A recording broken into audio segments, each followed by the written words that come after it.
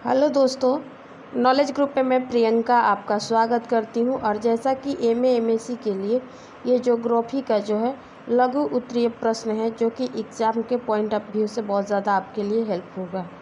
ठीक है दोस्तों, और ये प्रथम सेमेस्टर के क्वेश्चन है और उससे संबंधित उत्तर। ठीक है, जैसा कि हमारा प्रश्न है दोस्तों कि पर्वत निर्माण को प्लेटों के अभिसारी संरचना को कैसे प्रभावित करते हैं। ठीक है दोस्तों, तो सबसे पहले आप उत्तर डालेंगे और उसमें लिखेंगे हेडिंग में कि प्लेटों के अभिसारी संरचना संचरण का पर्वत निर्माण पर प्रभाव। ठीक है, ये हेडिंग होगा। उसके बाद आप लिखेंगे कि प्लेटों के अभिसारी संरचना से तात्पर्य है कि प्लेटों के खिंचाव से है।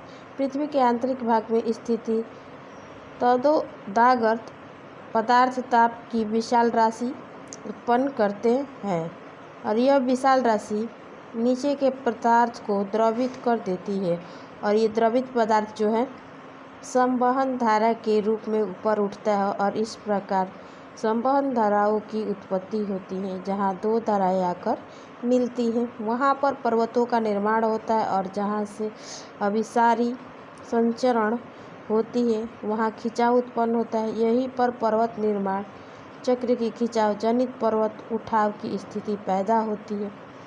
यद्यपि पृथ्वी के आंतरिक भाग में रेडियो सक्रिय पदार्थ कम होती है, परंतु उससे उत्पन्न ताप का संचय होता रहता है, जिस कारण तापक्रम अत्यधिक हो जाता है। परिणाम स्वरूप पृथ्वी के गर्भ में संवहन तरंग उत्पन्न होकर ऊपर की तरफ चलने लगती है। पृथ्वी की पापड़ी के नीचे पहुंचने पर इसकी दो स्थितियां उत्पन्न होती है। जिस स्थान पर दो संवहन तरंगें अलग होकर एक दूसरे के विपरीत दिशाओं में प्रवाहित होती है, वहाँ पर फैलाव या अपसरण होने से तनाव मूलक शक्ति पैदा हो जाती है, जिस कारण स्थल मार्ग दो खंडों में विभक्त होकर विपरीत दिशाओं में हट जाता है। बीच वाले खुले भाग में सागर का निर्माण हो जाता है और इसी तरह महाद्वीप में प्रवाह होता है। दूसरा में इसमें लिखेंगे जिस स्थान पर दो केंद्रों के ऊपर उठने वाली संवहनीय तरंगें पृथ्वी पर पापड़ी के नीचे पहुंचकर मुड़कर क्षैतिज दिशाओं में प्रभावित होकर एक दूसरे से मिलती हैं, वहां अभिसरण के कारण दबाव शक्ति उत्पन्न होती है। परिणाम सह भूसंनित का निर्माण होता है। ठीक है, तो ये शॉर्ट क्वेश्चन थे और उससे संबंधित व्याख्या मुझे उम्मीद है कि आपको बहुत ज़्यादा पसंद आया होगा। अब दूसरा इसमें प्रश्न देख लेते हैं।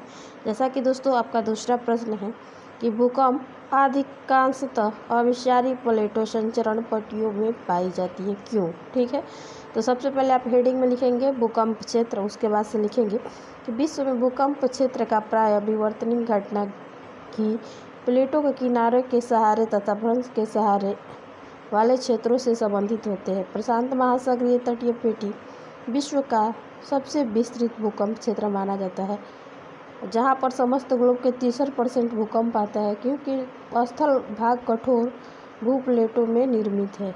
ये भूप्लेटों गतिशील रहती है।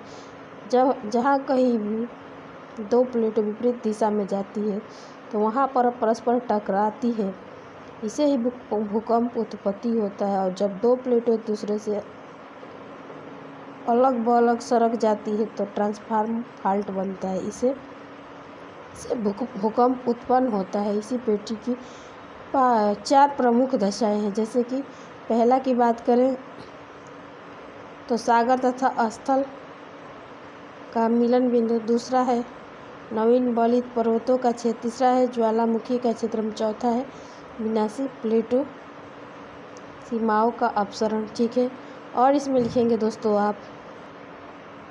दोस्तों लिखेंगे आप कि भूकंपों की मध्य महाद्वीपीय पेटियाँ एशिया तथा यूरोप के मध्यवर्ती भागों में विस्तृत होती है, जिससे समस्त पृथ्वी का लगभग 21% पर भूकंप पाए जाते हैं। और इस पेटी में भूकंप आने की 2 प्रमुख कारण हैं।